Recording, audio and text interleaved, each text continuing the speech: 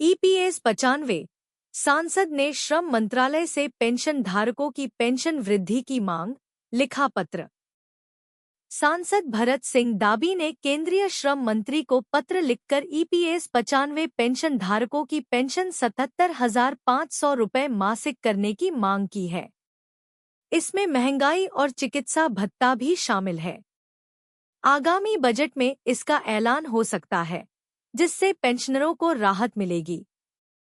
नई दिल्ली, पाटन, गुजरात से सांसद माननीय श्री भरत सिंह दाबी ने केंद्रीय श्रम और रोजगार मंत्री डॉक्टर मनसुख मांडविया को एक पत्र लिखा है, जिसमें ईपीएस 95 पेंशन धारकों की पेंशन वृद्धि की मांग की गई है।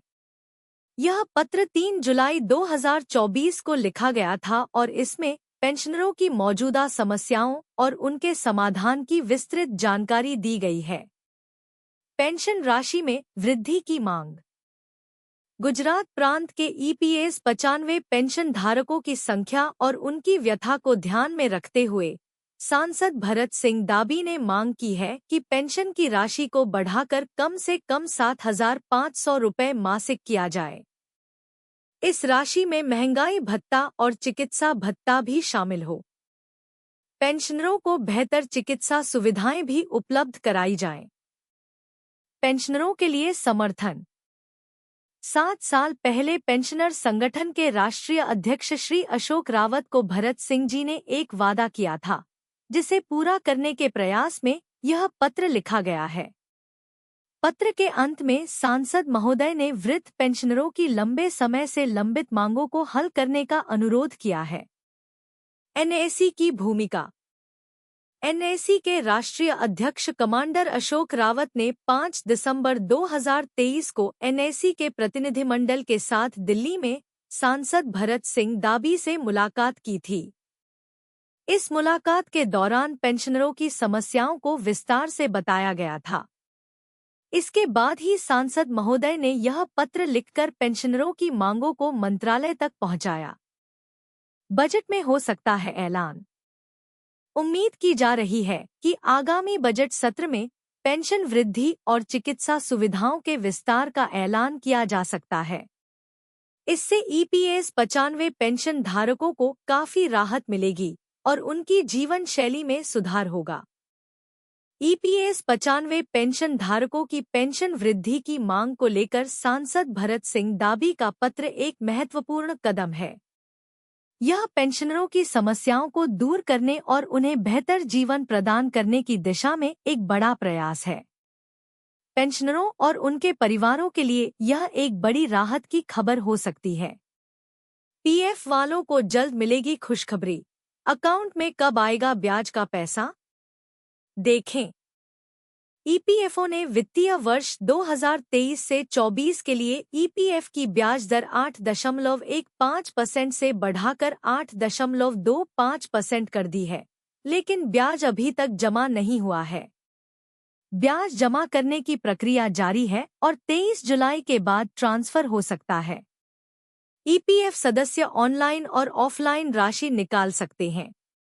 नई दिल्ली, यदि आप वेतनभोगी वर्ग से हैं, तो यह खबर आपके लिए महत्वपूर्ण है। कर्मचारी भविष्य निधि संगठन ईपीएफओ ने फरवरी 2024 में वित्तीय वर्ष 2023 से 24 के लिए प्रोविडेंट फंड पीएफ पर ब्याज दर को 8.15% से बढ़ाकर 8.25% करने की घोषणा की थी। हालांकि अभी तक सरकार द्वारा वित्तीय वर्ष 2023 से 24 का ईपीएफ ब्याज जमा नहीं किया गया है, जिससे लोग जानना चाहते हैं कि यह ब्याज कब मिलेगा। ब्याज जमा करने की प्रक्रिया जारी। हाल ही में एक ईपीएफ सदस्य ने सोशल मीडिया प्लेटफॉर्म एक्स पर ब्याज के बारे में सवाल पूछा था। इसके जवाब में ईपीएफओ ने कहा कि ब्याज जमा करने की प्रक्रिया जारी है और जल्द ही खाते में पैसा दिखाई देगा। ब्याज का पूरा भुगतान एक बार में किया जाएगा और किसी तरह का नुकसान नहीं होगा। सूत्रों के अनुसार सरकार 23 जुलाई के बाद ब्याज ट्रांसफर कर सकती है। ऑनलाइन और ऑफलाइन निकासी सुविधा। वित्तीय वर्ष 2023 से 2024 के अंत तक ईपीएफओ ने 28.17 करोड़ सदस्यों के खातों में वित्तीय वर्ष 2022 से 23 का ब्याज जमा किया था। ईपीएफ को पीएफ भविष्य निधि के नाम से भी जाना जाता है और यह कर्मचारियों के लिए एक महत्वपूर्ण सेविंग और पेंशन योजना है। सदस्य ऑनलाइन और ऑफलाइन दोनों तरह से राशि निकालने या ट्रांसफर करने का दावा कर सकते हैं। 12% योगदान आवश्यक। कर्मचारी भविष्य निधि ईपीएफ 20 या अधिक कर्मचारियों वाली कंपनियों में वेतनभोगी कर्मचारियों के लिए एक आवश्यक सेविंग स्कीम है। ईपीएफ और एमपी अधिनियम के तहत कर्मचारी को अपनी मासिक आय का 12% ईपीएफ अकाउंट में जमा करना होता है, जबकि कंपनी भी उतना ही योगदान करती है।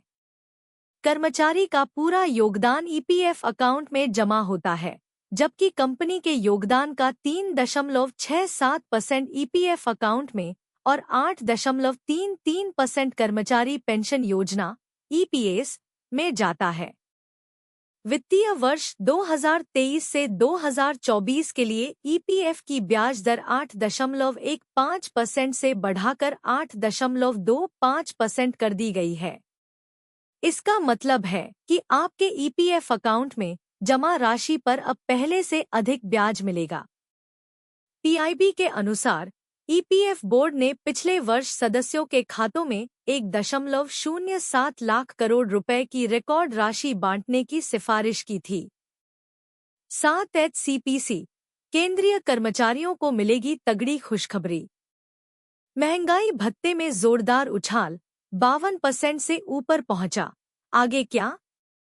एक बार फिर कर्मचारियों के महंगाई भत्ते डा में इजाफा हो सकता है।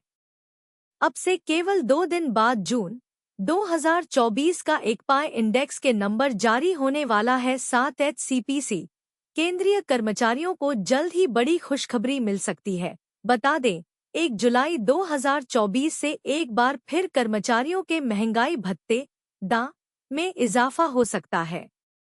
अब से केवल 2 दिन बाद जून 2024 का एकपाई इंडेक्स के नंबर जारी होने वाला है। इस महंगाई इंडेक्स में अभी तक जबरदस्त इजाफा देखने को मिला है। यह इजाफा जुलाई से काउंट होगा।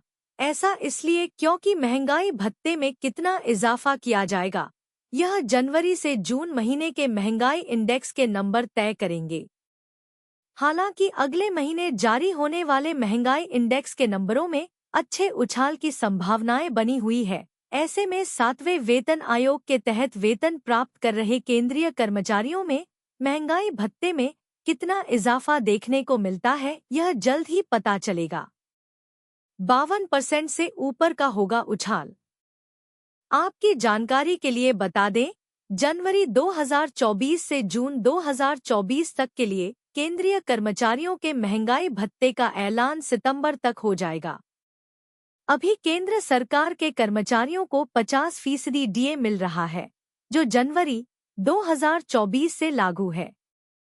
इसके बाद अगला रिवीजन जुलाई 2024 के लिए होगा, जिसमें 3% तक महंगाई भत्ते में इजाफा होने की उम्मीद है। ऐसे में यह माना जा रहा है कि महंगाई भत्ता में बढ़ोतरी 52% से ऊपर यानी 53% की दर से लागू हो सकती है।